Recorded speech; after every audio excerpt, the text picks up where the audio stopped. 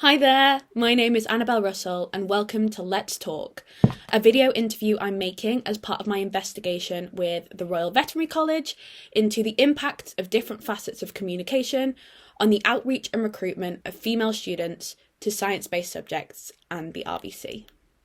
So, as I said before, my name is Annabelle. I'm a third-year biological sciences student at the Royal Veterinary College who's developed a keen interest into a career in science communication. So for those of you who don't know what science communication is, it's basically the act of raising awareness about science-related topics and conveying them to a variety of different audiences, whether that's expert to expert or to people who have no idea about science at all. With this investigation, I'm hoping to hone my own skills for my future career, but I'm also hoping it will have a real impact. I'm using a variety of different science communication media, such as blogs, surveys, social media, and this video itself. I'm hoping to gather vital information about the best ways to reach out to not only women interested in science, but anyone thinking about a science-related career. So why do I want a career in science? I was always interested in science at school, specifically biology. I think I liked the fact that it was always being changed and updated, and some of the stuff in the A-level textbooks was literally only about 5 years old. And I thought that was really cool. I also like the fact that there was a variety of different pathways, so if you're someone like me who doesn't like having your options narrowed down so soon, it's really good because you can get a foundational understanding either through a university degree, an apprenticeship, work experience, and then there's really no telling where you can go. So what made me want to learn at the RVC? I actually learnt about the Royal Veterinary College through my own research. Early on in my A-levels, I had actually decided I wanted to be a vet. I loved biology, I loved animals, it seemed perfect.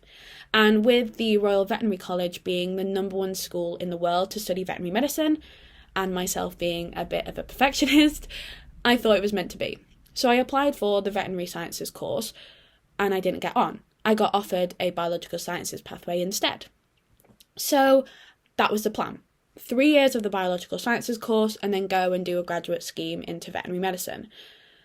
But then I started to realise I actually preferred the biological sciences course, and I actually didn't think that veterinary was right for me at all. So I went to the RVC Careers Advice Service, which is an amazing service, and they told me all about so many other pathways, specifically science communication, and I never looked back. What I'm hoping this investigation is going to do is show people that the traditional pathways of veterinary, medicine, dentistry aren't all there is for a career in science. And it's with the help of established facilities, like universities, that people can branch out and find the career that's right for them. So what areas of science am I interested in? I think it's pretty clear I'm interested in science communication, and I actually have a similar investigation to this one lined up for my big third-year research project. But I've done lots of different really interesting research projects whilst on the biosciences course. In my second year, I looked at the concept of One Health, which is basically the idea of linking people, animals, and the environment all together in order to optimise health conditions for all. So I looked at the parasite Toxoplasma gondii, which is found in meat and cat feces, and its link with schizophrenia development in people.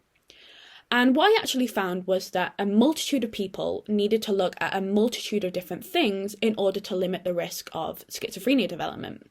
Whether that's farmers limiting the access of stray cats to their livestock to stop transmission there, or consumers properly handling and preparing their meat products to reduce the chance of T. gondii transmission there, and then obviously schizophrenia development.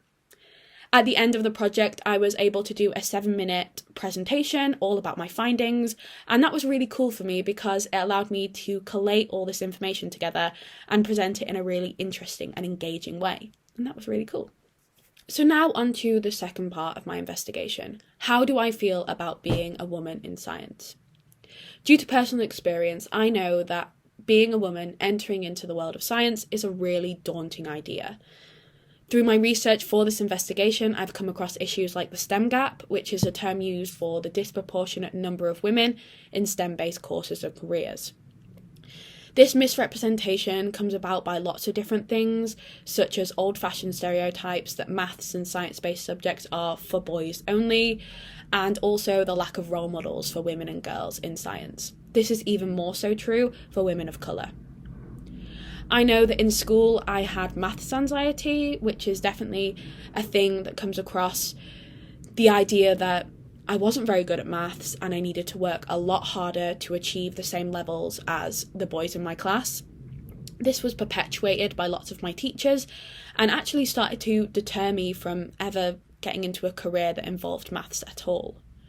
Now, when I wanted to be a vet, I knew it was a female-dominated career.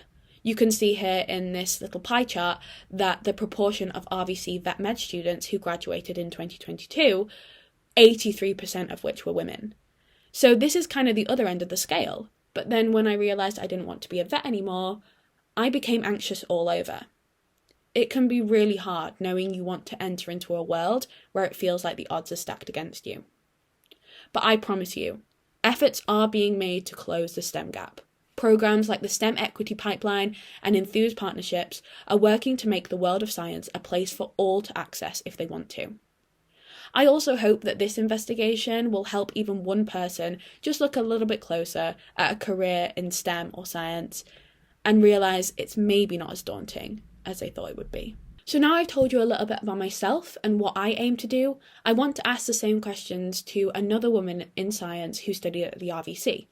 During this investigation, I've been put into contact with loads of really interesting people, specifically Lucy Eckersley, also known as Punk Biologist, a science communicator and outreach officer for the Royal Veterinary College. So, let's talk. Hi Lucy, how are you? I'm all right, thank you. Yourself? Yeah, I'm good, thank you. So let's get right in. If you wanted to say a little bit about yourself. Yeah, fantastic. So my name's Lucy Eckersley. I'm also known as the punk biologist for when I'm doing things on stage. Eckersley is kind of hard for people to remember, and that way people recognize me quite easily. I'm technically a wildlife biologist by training, and I've turned into a science presenter, and I work with the RVC's outreach team to deliver activities and opportunities to underrepresented groups across the UK. Awesome. And can you tell us a little bit about why you wanted a career in science and science communication? Yeah, definitely. So I've always had an interest in like the world around me. When I was a kid, I was quite quiet and I loved nature and spotting birds and watching the animals in our garden and the local park, and collecting things like conkers and rocks that I thought were particularly interesting, or caterpillars and watching them turn into a butterfly. And I went to school and realized that that kind of curiosity and passion has got a name, and it's science. And so I just kind of followed that through being at school, got really, really into all of my sciences, did them at A level as well, kind of dropped out of chemistry just because that wasn't the main thing that was exciting me. I really loved biology. And for a while, I wasn't sure what I wanted to do with that love and that passion. My teachers thought I should be a vet because I liked working with animals. And so I did vet work experience and realized it's really not the right place for me at all. It was really good to realize. I took a year out and I worked in a hospital in Japan, in Nagasaki, thinking maybe I want to work in healthcare. Turns out no, also definitely not the right place for me. And so I went and did a university degree at Sheffield, my first degree in biology. And there I rediscovered my passion for science, but also my main thing, which was talking about it.